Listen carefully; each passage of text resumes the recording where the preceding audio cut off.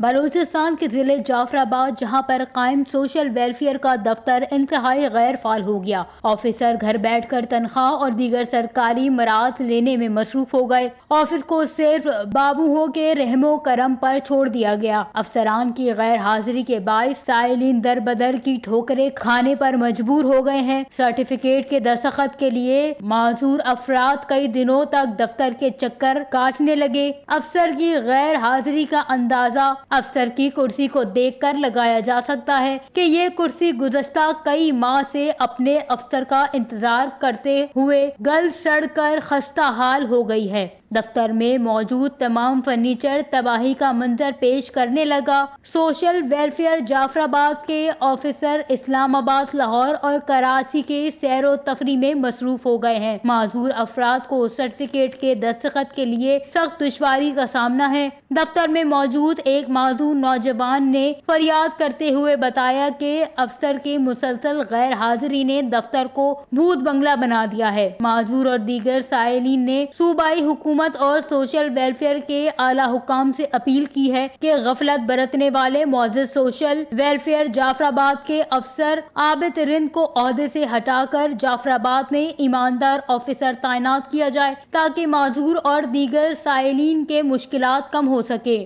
وش news, جعفر آباد، بلوچستان۔